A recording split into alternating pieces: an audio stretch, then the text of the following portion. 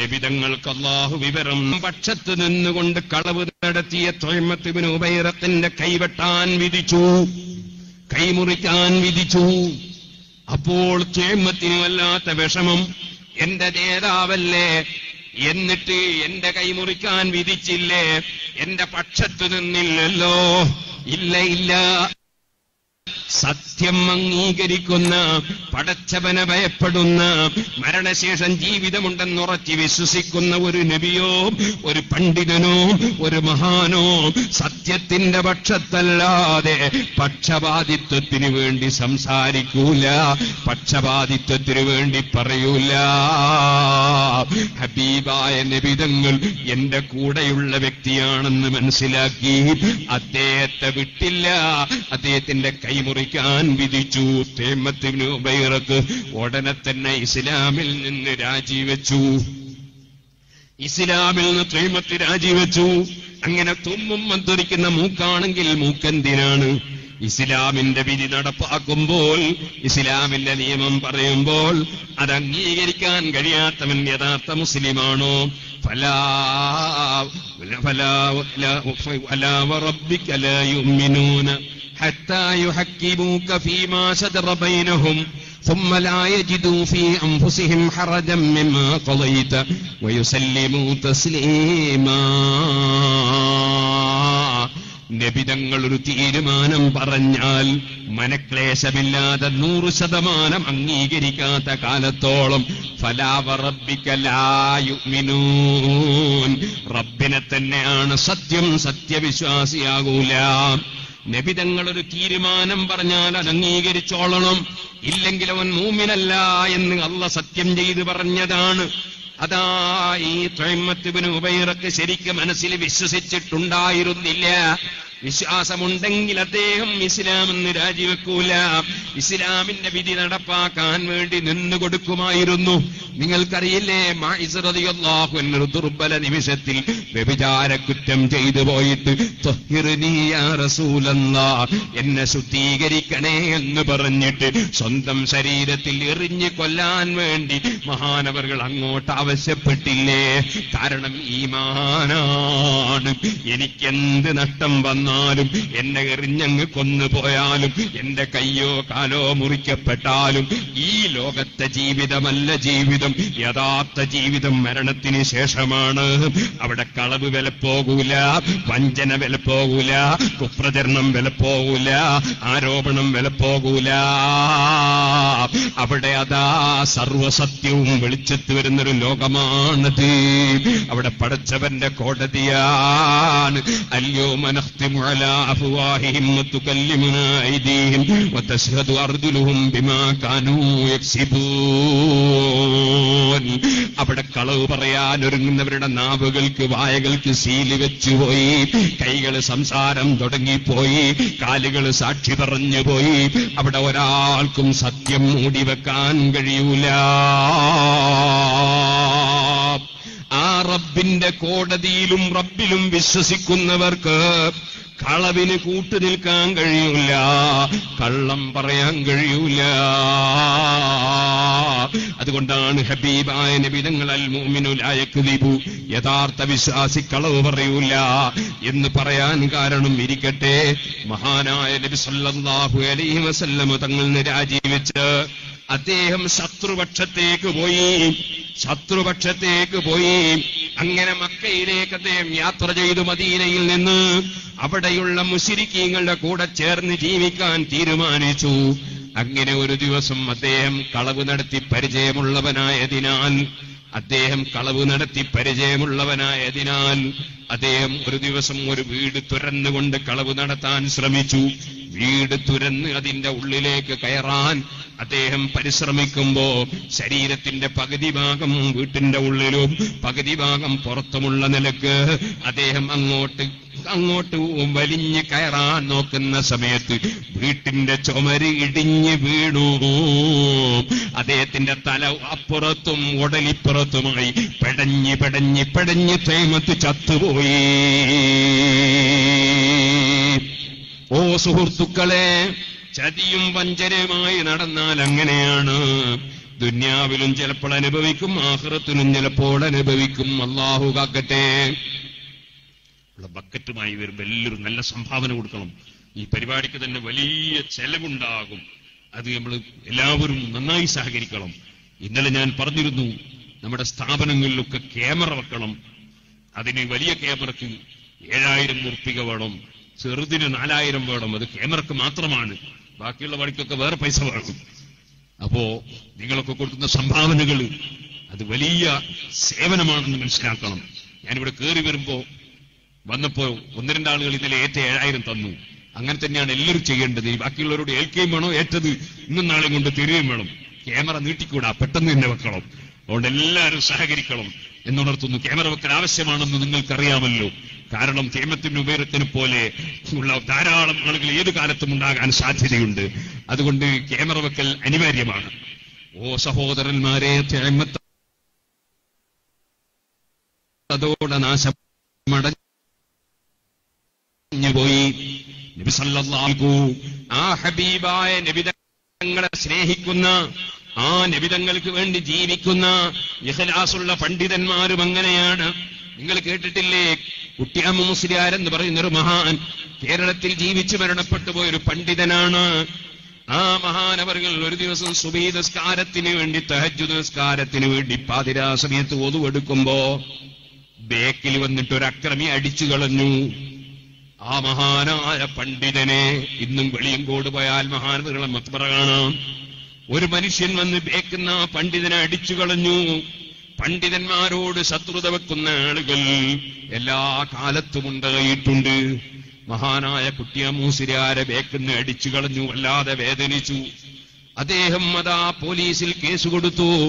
കോടതിയിൽ കേസെത്തിയപ്പോ വക്കീല് പറഞ്ഞു, ഓ കുട്ടിയാമൂസിരാരെ, നിങ്ങള് കോടതി നിങ്ങളോട് ചോദിക്കും, കോടതിന് അപ്പുറത്തെ വക്കീല് ക്രോസ് വിസ്താരം നടത്തുമ്പോൾ ചോദിക്കും, നിങ്ങൾ അടിക്കുന്നത്, ഇയാൾ അടിക്കുന്നത് നിങ്ങൾ കണ്ടിട്ടുണ്ടോ എന്ന് ചോദിക്കും.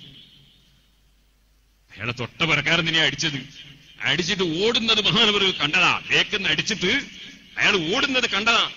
അതാ കേസ് കൊടുക്കാൻ കാരണം.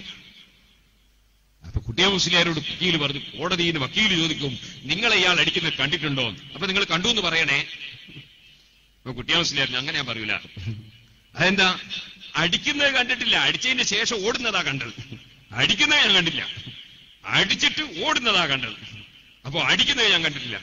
അത് പറഞ്ഞാൽ പറ്റൂല. അടിക്കുന്നത് കണ്ടോന്ന് വെച്ചാൽ അടിക്കുന്നത് കണ്ടു എന്ന് എന്നെ പറയണല്ലേ, കേസ് തള്ളിപ്പോകുന്നത്. കുട്ടിയാവശ്യം തള്ളുന്നേ തള്ളിക്കോട്ടെ, ഞാൻ കളവ് പറയൂല. ഞാൻ സത്യം മാത്രമേ പറയൂ, ഞാൻ കളവ് പറയൂല. കോടതിയിലെത്തി.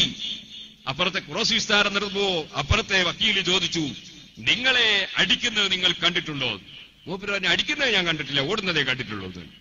കോടതി കേസ് നീക്കി, കേസ് തള്ളിപ്പോയി. ഒരു ശിക്ഷയും ആ അടിച്ച മനുഷ്യന് കിട്ടിയില്ല. നമ്മുടെ കേരളത്തിലുണ്ടായ സംഭവമാണ്. അദ്ദേഹം വളരെ സന്തോഷത്തോടെ ആഹ്ലാദത്തോടെ കോടതിയിൽ ഇറങ്ങി, ഞാൻ രക്ഷപ്പെട്ടു നിലക്ക് ഇറങ്ങി. പക്ഷേ നിങ്ങളറിയോ സുഹൃത്തുക്കളെ, കുറച്ച് ദിവസം കൊണ്ട് അദ്ദേഹത്തിനൊരു രോഗം വന്നു. ആ രോഗം എന്താണെന്നറിയോ? തലക്കൊരു വേദനയാണ്. ആ വേദന കുറച്ച് ശമിക്കണമെങ്കിൽ തലക്കടിക്കണം. അടിച്ചാൽ കുറച്ച് ശമനുണ്ടാവും.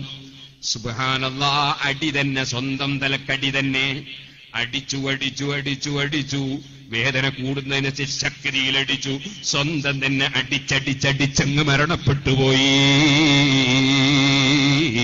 അത് ഈ കേരളത്തിൽ നടന്ന സംഭവമാണ്. ഓ സുഹൃത്തുക്കളെ, സത്യത്തിനെന്നും വിലയുണ്ട്, കളവിനെന്നും പരാജയമുണ്ട്.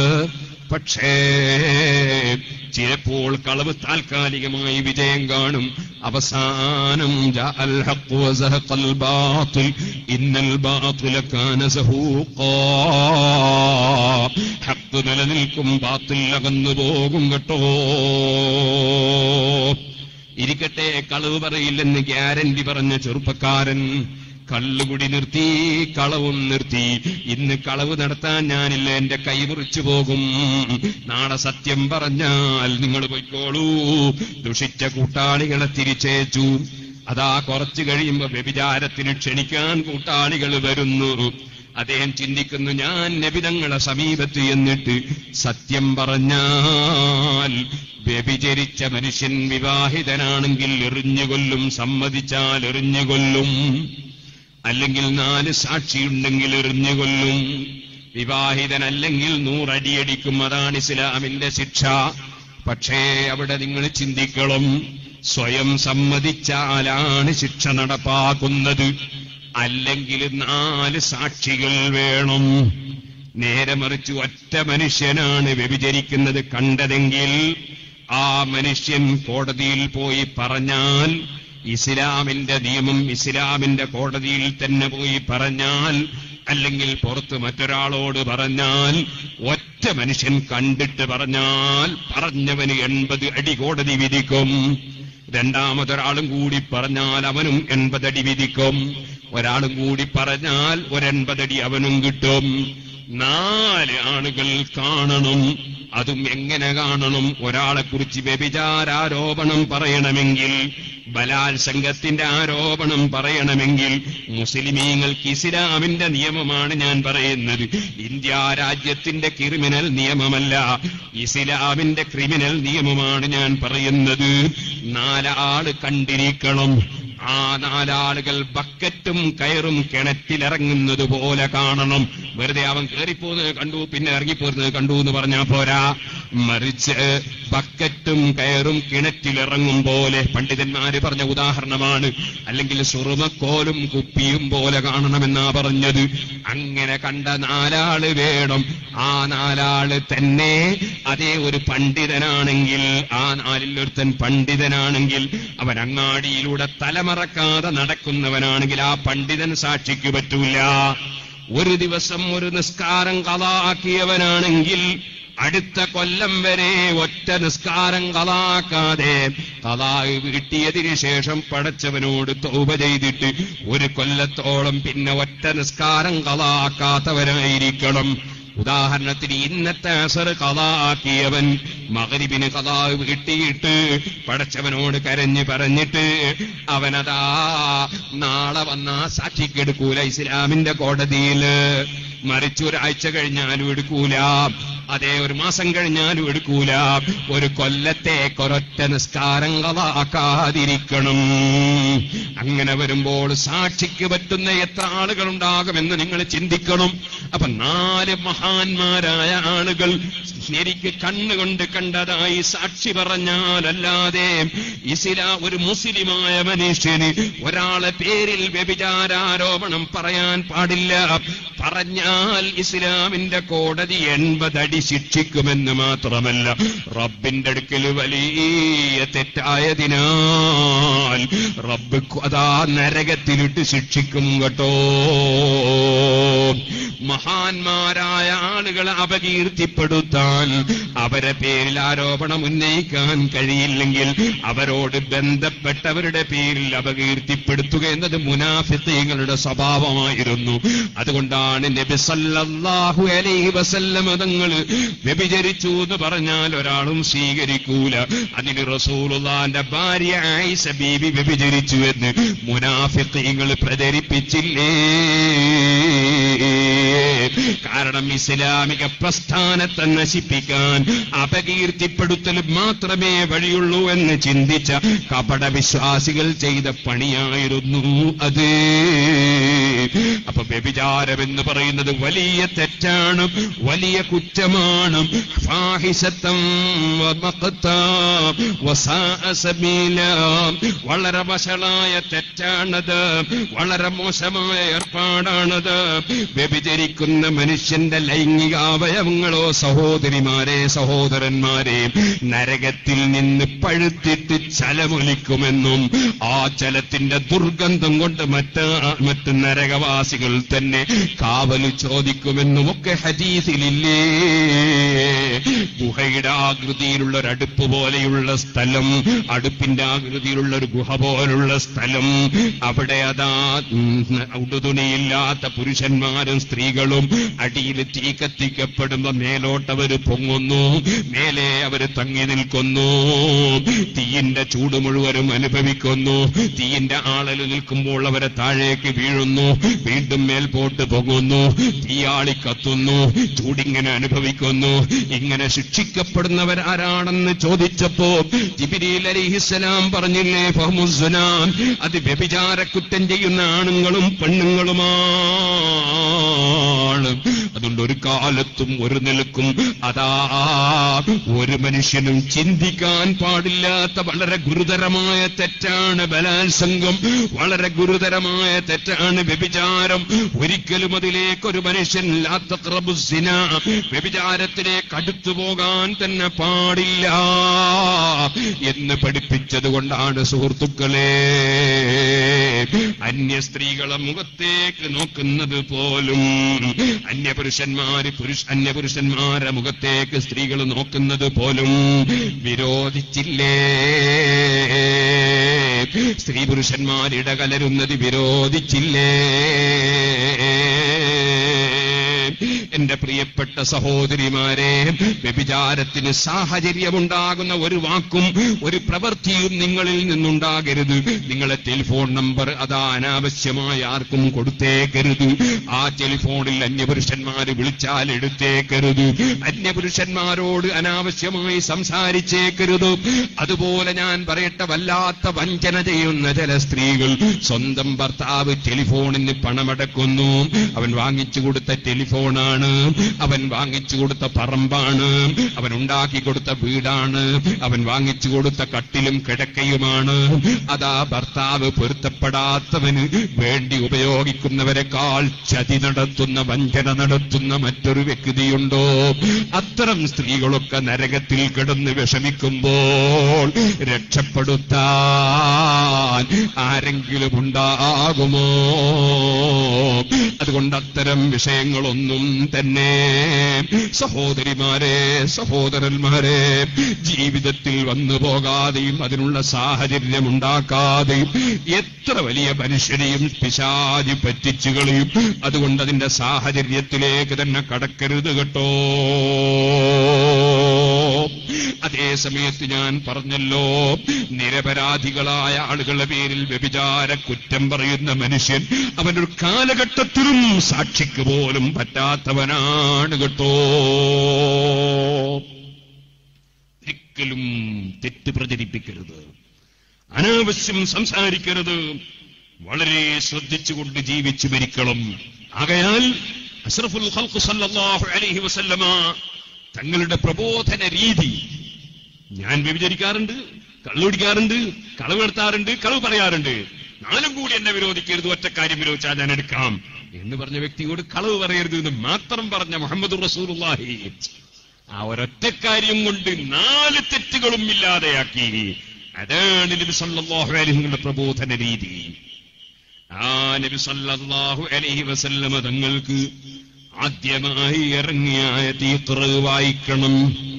വായിക്കണം, പഠിക്കണം. ഞാൻ നിങ്ങളോട് പറയട്ടെ, നമ്മുടെ സിറാജുൽ ഹുദ കുറ്റ്യാടിയിൽ ആരംഭിച്ചു.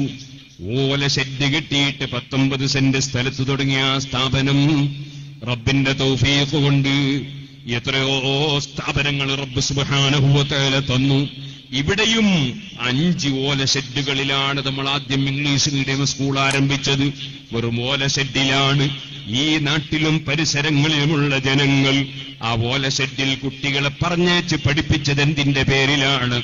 ആ കുട്ടികൾ 10ാം ക്ലാസ് വരെ മദ്രസ പഠനം ലഭിക്കുന്നു, അതോടുകൂടെ തന്നെ സ്കൂൾ വിദ്യാഭ്യാസം ലഭിക്കുന്നു, ഇംഗ്ലീഷ് പഠിക്കുന്നു.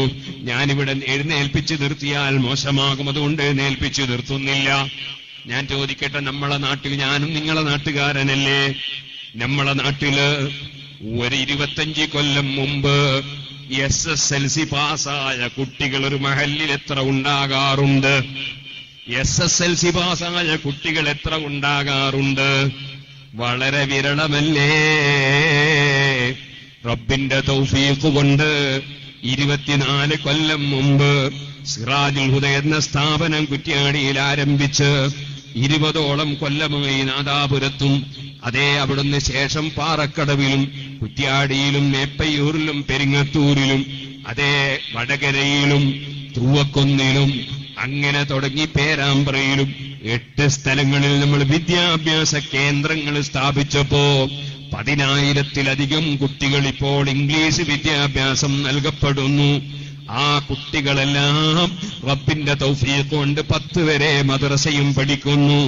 വളരെ സംസ്കാര സമ്പന്നരായി വളരുന്നു. അൽഹംദുലില്ലാഹ്. ഈ ഒരു സന്തോഷം മറ്റെവിടെയെങ്കിലുമുണ്ടോ?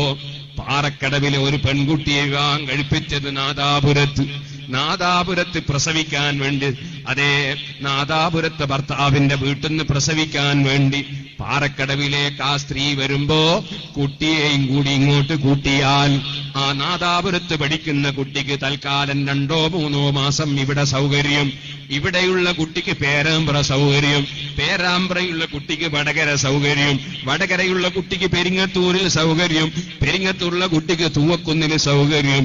ഇങ്ങനെ 8 സ്കൂളുകൾ ഉപയോഗപ്പെടുത്തി.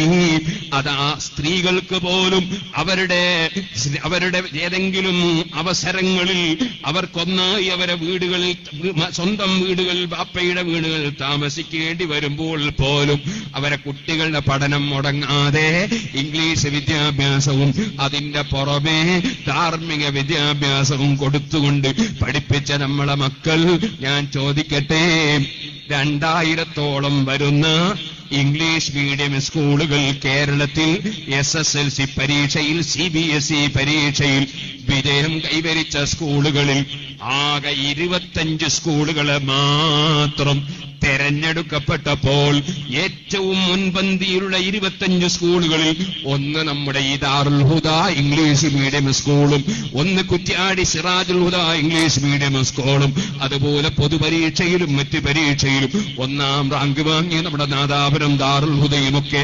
അങ്ങനെ റബ്ബിന്റെ തൗഫീഖ് കൊണ്ട് നമ്മുടെ സർവ്വ സ്കൂളുകളിലും എല്ലാ കുട്ടികളും 100% ഡിസ്റ്റിങ്ഷൻ വാങ്ങി പാസ്സാകുന്നു. ഏകദേശ കുട്ടികളും 100 മാർക്ക് സർവ്വ വിഷയത്തിലും വാങ്ങുന്നു. 80%-ത്തിലധികം സർവ്വ കുട്ടികൾക്കും മാർക്ക് ലഭിക്കുന്നു. ആ നിലക്ക് റബ്ബ് സുബ്ഹാനഹു വ തആല നമുക്ക് തന്ന ഈ അനുഗ്രഹം അല്ലാഹ് ഖിയാമത്ത് നാൾ വരെ നിലനിർത്തി തരട്ടെ. അതിനുവേണ്ടി നിങ്ങളോട് സഹായിക്കാൻ പറയുമ്പോ, സഹകരിക്കാൻ പറയുമ്പോ നിങ്ങൾ നൽകുന്ന സഹായങ്ങൾ അത് റബ്ബിന്റെ ദീനിനാണ്, സമൂഹത്തിനാണ്, രാഷ്ട്രത്തിനാണ്. അറിയാമല്ലോ, ഈ പാവപ്പെട്ട എന്റെ 2 മക്കൾ പഠിക്കുന്നുണ്ട് നാദാപുരം ദാറുൽ ഹുദയിൽ. നിങ്ങളൊക്കെ കൊടുക്കുന്നത് പോലെ ഫീസ് അടച്ചിട്ട് ഒരു നയാകാശ് സമുദായത്തിൻ്റെത് അനുഭവിച്ചിട്ടല്ല. നിങ്ങൾ കൊടുക്കും പോലെ ഞാനും ഫീസ് അടക്കുന്നുണ്ട്. എന്നിട്ടേ എന്റെ മക്കളെ ഞാൻ പഠിപ്പിക്കുന്നുള്ളൂ. ഇത് ഞാൻ പറഞ്ഞു വന്നത് അല്ലാഹുവിന്റെ പൊരുത്തം മാത്രം ലക്ഷ്യം വെച്ച് സമൂഹത്തിനും രാഷ്ട്രത്തിനും ചെയ്യുന്ന സേവനങ്ങളിൽ നിങ്ങൾക്ക് അല്ലാഹ് തന്ന സമ്പത്ത് കൊണ്ട് നിങ്ങൾ സഹായിക്കണമെന്നാണ് ഞാൻ പറഞ്ഞതിന്റെ താല്പര്യം. ഞാൻ വിഷയത്തിലേക്ക് പോകട്ടെ. ഖുർആൻ ആദ്യമായി നമുക്ക് ഇറക്കി തന്ന ആയത്ത് തന്നെ ഇഖ്റ, വായിക്കണം, പഠിക്കണം, വായിക്കണം. അതാണ് ഇഖ്റ ബിസ്മി റബ്ബിക്കല്ലദീ ഖലഖ്. എങ്ങനെയെങ്കിലും വായിച്ചാ പോരാ, അല്ലാഹുവിന്റെ പേരിൽ വായിക്കണം. നമ്മളെ വായനയുടെ ലക്ഷ്യം അല്ലാഹുവിന് വേണ്ടിയാകണം. ഓതുന്നതിന്റെ ലക്ഷ്യം പടച്ചവന് വേണ്ടിയാകണം. അതുപോലെ ഓതുമ്പോൾ അല്ലാഹുവിന്റെ പേരുച്ചേറ്റി ബിസ്മി കൊണ്ട് തുടങ്ങണം. ഇഖ്റ ബിസ്മി റബ്ബിക്കല്ലദീ ഖലഖ്. അതേ സുഹൃത്തുക്കളെ, പടച്ചവന്റെ പേരുച്ചരിച്ചുകൊണ്ട് ഓതണം. ഇഖ്റ ബിസ്മി റബ്ബിക്കല്ലദീ ഖലഖ്. നിന്നെ പോറ്റി വളർത്തിയ റബ്ബ് എന്നാ പറയുന്നത്. കാരണം നീ വായിക്കണമെന്ന് പറയുമ്പോ പറയാൻ ഇവിടെ അവകാശമുള്ളവനാണ് അല്ലാഹ്. നിന്നെ പോറ്റി വളർത്തിയത് അവനാണ്. അവന്റെ ഭൂമിയിൽ നീ ഒരു കുഴപ്പക്കാരനാകരുത്, അവന്റെ ഭൂമിയിൽ നീ ഒരു പ്രശ്നക്കാരനാകരുത്. അതിന് നിനക്ക് വിദ്യാഭ്യാസം വേണം, വിദ്യാഭ്യാസം ഉണ്ടാകണം. അതുകൊണ്ട് നിന്നെ ഇതുവരെ പോറ്റി വളർത്തിയ റബ്ബ് നിന്നോട് പറയുന്നു, നീ വായിക്കണം, നീ പഠിക്കണം. ഇതെല്ലാ മനുഷ്യർക്കുമുള്ള നിർദ്ദേശമാണ്. ഇഖ്റ ബിസ്മി റബ്ബിക്കല്ലദീ ഖലഖ്. നിന്റെ റബ്ബാണത്. അവിടെ മറ്റൊരു സൂചന പറയട്ടെ. ഖുർആനിന്റെ മാന പറഞ്ഞാൽ തീരൂല. ഓ നബിയേ, അവിടുത്തേക്ക് വലിയ സ്ഥാനം തന്ന് നബിയായി റസൂലായി നിയോഗിക്കുകയാണല്ലോ. അങ്ങനെ വരുമ്പോ എന്നെ കൊണ്ടിതിന് കഴിയുമോ എന്നൊരു ധാരണ വേണ്ട. തങ്ങളെ പോറ്റി വളർത്തിയ രാജാവല്ലേ, ആ പോറ്റി വളർത്തിയ രാജാവിന്റെ പേരുച്ചരിച്ചുകൊണ്ട് തങ്ങളെ മോദിക്കോ. ഇതുവരെ ഒത്തു പഠിക്കാത്തതോ എഴുത്ത് പഠിക്കാത്തതോ ഒരു സ്കൂളിലും പോകാത്തതോ തങ്ങൾക്ക് ബാധകമാകൂല. തങ്ങ സനുഖരിയുക ഫലാ തൻസാ ഇല്ലാ മാ ശാ അല്ലാഹ്. നമ്മൾ തങ്ങളെ കൊണ്ടങ്ങ് ഓദിപ്പിക്കും, അതിനുള്ള കഴിവ് നമ്മളങ്ങ് തരും. ഒന്നും തങ്ങൾ മറന്നു പോകൂല നബിയേ. തങ്ങളെ പോറ്റി വളർത്തിയ രാജാവാ പറയുന്നത്, ഇഖ്റ തങ്ങൾ ഓദിക്കോ. ഓ സുഹൃത്തുക്കളെ, ആ റബ്ബാരാണ്? അല്ലദീ ഖലഖ്, അവൻ ഇല്ലായ്മയിൽ നിന്നുണ്ടാക്കിയവനാണ്. ചെറിയ അണുക്കൾ മുതൽ ആനകൾ വരെ, പരളുകൾ മുതൽ തിമിംഗലങ്ങൾ വരെ, കരയിലും കടലിലുമുള്ള ചെറുതും വലുതുമായ മുഴുവൻ വസ്തുക്കളും ഇല്ലായ്മയിൽ നിന്ന് സൃഷ്ടിച്ച് പോറ്റി വളർത്തുന്ന നാഥനാണത്. അല്ലദീ ഖലഖ്, അവന്റെ സൃഷ്ടിപ്പുകൾ അത്ഭുതമല്ലേ, അവന്റെ കൊടുതികൾ അത്ഭുതമല്ലേ. സുബ്ഹാനല്ലാഹ്, തെങ്ങിന്റെ മേലെയുള്ള ഇളനീർ അത്ഭുതമല്ലേ. അത് മച്ചിങ്ങയായ സമയത്ത് പിളർന്നു നോക്കിയപ്പോ ഒരുറ്റ് വെള്ളമില്ല. പിന്നെ കുറെ ദിവസം കഴിയുമ്പോൾ വെള്ളം നിറയുകയാണ്. ആ വെള്ളത്തിന് എന്തൊരു മധുരമാണ്. ആ വെള്ളം ഇങ്ങനെ നിറഞ്ഞു നിറഞ്ഞു വരികയാണ്. സുബ്ഹാനല്ലാഹ്, വറ്റിപ്പോകുന്നില്ല. അതങ്ങനെ അവിടെ തന്നെ നിൽക്കുകയാണ്. പിന്നെ അതിന്റെ രുചി മാറുകയാണ്. അവിടെ കാമ്പുകൾ അതാ പടച്ചുണ്ടാവുകയാണ്. അത് സംരക്ഷിക്കാൻ ചിരട്ടി ഉണ്ടാവുകയാണ്. ആ വെള്ളം പിന്നീട് തേങ്ങയായി വന്നിട്ട് ഒരൽപ്പ ദിവസം പറിച്ചൊരു സ്ഥലത്തിട്ടാൽ പിന്നെ വെള്ളം കാണുന്നില്ല. വെള്ളം വറ്റിപ്പോയി. ലോകം മുഴുക്കെ അത്ഭുതങ്ങളല്ലേ, പടച്ചവന്റെ സൃഷ്ടിപ്പ് മുഴുവനും അത്ഭുതങ്ങളല്ലേ. ഓ മനുഷ്യ, അല്ലദീ ഖലഖൽ ഇൻസാന മിൻ അലഖ്, മനുഷ്യ നീ എന്തിന് അഹങ്കാരിയാകണം? ഞാൻ തരക്കേടില്ലെന്ന് നിനക്കെന്തിന് തോന്നണം? നിന്നെ പടച്ചത് ഒട്ടിപ്പിടിക്കുന്ന വസ്തുവിൽ നിന്നല്ലേ. ആ ഒട്ടിപ്പിടിക്കുന്ന നിസ്സാര വസ്തുവിൽ നിന്ന് നിന്നെ പടച്ചവനാണ് അല്ലാഹ്. എന്നിട്ട് നിന്നെ രക്തവും മാംസവും മജ്ജയും എല്ലും പല്ലും തോലുമൊക്കെയുള്ള മനുഷ്യനാക്കി വളർത്തിയ രാജാവല്ലേ. ആ രാജാവിന്റെ പേരു ചിരിച്ചുകൊണ്ട്, അവനെ സ്മരിച്ചുകൊണ്ട്, അവന്റെ പൊരുത്തത്തിന് വേണ്ടി നീ വായിക്കൂ, നീ ഓതൂ. അല്ലദീ ഖലഖൽ ഇൻസാന മിൻ അലഖ്. നീ അഹങ്കരിക്കണ്ട, നീ അഹങ്കാരിയാകണ്ട. അതിനെ പടച്ചത് ഈ ഒട്ടിപ്പിടിക്കുന്ന വസ്തുവിൽ നിന്നാണ്. അല്ലദീ ഖലഖൽ ഇൻസാന മിൻ അലഖ്. ഇഖ്റ, വായിക്കൂ. വറബ്ബുകൽ അക്റം അല്ലദീ അല്ലമ ബിൽ ഖലം അല്ലമൽ ഇൻസാന മാ ലം യഅലം. അതേ, ഇഖ്റ വറബ്ബുക്, നിങ്ങളുടെ റബ്ബ്, നിങ്ങളുടെ നാഥനായ റബ്ബ് അൽ അക്റം, അവൻ അൽ അക്റമാണ്. അവനിവിടെ തരുന്നതെല്ലാം ഔദാര്യമാണ്. അവനൊന്നും പകരം കിട്ടേണ്ടതില്ല. അവന് നിങ്ങളിൽ നിന്നൊന്നും ആവശ്യമില്ല. അവൻ ഗനിയ്യുൻ അനിൽ ആലമീൻ, ഒരാളിലേക്കും ആവശ്യമില്ലാത്ത രാജാവാണ്. ആരിലേക്കും ഒന്നിലേക്കും ആവശ്യമില്ലാത്ത രാജാവ്. അവനാണ് ഭൂമിയെ സൃഷ്ടിച്ചത്, അവനാണ് ആകാശം സൃഷ്ടിച്ചത്, അവനാണ് സൂര്യനും ചന്ദ്രനും നക്ഷത്രങ്ങളും ഗാലക്സികളും പടച്ചത്, അവനാണ് മത്സ്യവും സസ്യവും പടച്ചത്, അവനാണ് മനുഷ്യനെയും മലക്കുകളെയും പടച്ചത്. ഒന്നുമില്ലാത്ത സമയത്ത് അവനുണ്ട്, അന്നും ഇന്നും അവനുണ്ട്. അന്നും ആരിലേക്കും ആവശ്യമില്ല, ഇപ്പോഴും ആരിലേക്കും ആവശ്യമില്ല, ഇനിയും അവരിലേക്കും ആവശ്യമില്ല. ഈ പാവപ്പെട്ട എന്റെ പ്രസംഗം അവനാവശ്യമില്ല, നിങ്ങളെ സംഭാവന അവനാവശ്യമില്ല, നമ്മുടെ ഒന്നും അവനാവശ്യമില്ല. അതേ സമയത്ത് അവന്റെ തൃപ്തി നമുക്ക് ആവശ്യമുണ്ട്, അവന്റെ സഹായം നമുക്ക് ആവശ്യമുണ്ട്, അവന്റെ അംഗീകാരം നമുക്ക് ആവശ്യമുണ്ട്. അവന്റേതല്ലാതെ നമ്മുടെ കയ്യിലൊന്നുമില്ല. അവനല്ലാതെ കൊടുക്കുന്നവനില്ല, അവനല്ലാതെ തടയുന്നവനില്ല. ബാപ്പ മക്കൾക്ക് ഗുണം ചെയ്യും പോലെയല്ല. ബാപ്പ മക്കൾക്ക് ഗുണം ചെയ്യുമ്പോൾ ആ മക്കളെ കൊണ്ട് ബാപ്പാക്ക് ഗുണം കിട്ടണമെന്ന് ആശയുണ്ടാകും. അതേ ഭാര്യ ഭർത്താവിനെ കൊണ്ട് ഗുണം കിട്ടണമെന്ന ആശയുണ്ടാകും. ഭാര്യയെ കൊണ്ട് എനിക്ക് ഗുണം കിട്ടണമെന്ന് ഭർത്താവിനുണ്ടാകും. ശിഷ്യന്മാരെ കൊണ്ട് എനിക്ക് ഉപകാരം കിട്ടണം, ദുനിയാവിലോ ആഖിറത്തിലോ കിട്ടണമെന്ന് ഗുരുനാഥൻ ആഗ്രഹിക്കും. ഗുരുനാഥനെ കൊണ്ട് എനിക്ക് ദുനിയാവിലും ആഖിറത്തിലും ഫലം കിട്ടണമെന്ന് ശിഷ്യൻ ആഗ്രഹിക്കും. ഏത് നേതാവും അനുയായിയെ കൊണ്ട് ഫലം കിട്ടണമെന്ന് ആഗ്രഹിക്കും. ഏത് അനുയായിയും നേതാവിനെ കൊണ്ട് ഫലം കിട്ടണമെന്ന് ആഗ്രഹിക്കും. എന്നാൽ നിങ്ങളൊരാളെ കൊണ്ടും ഒരു ഫലവും ആവശ്യമില്ലാത്ത രാജാവല്ലേ അല്ലാഹ്. വറബ്ബുക്കൽ അക്രം. അവൻ തരുന്നത് മുഴുവനും ഔദാര്യമാണ്. അവൻ തരുന്നത് മുഴുവനും വെറുതെ തരുന്നതാണ്. അവനൊന്നും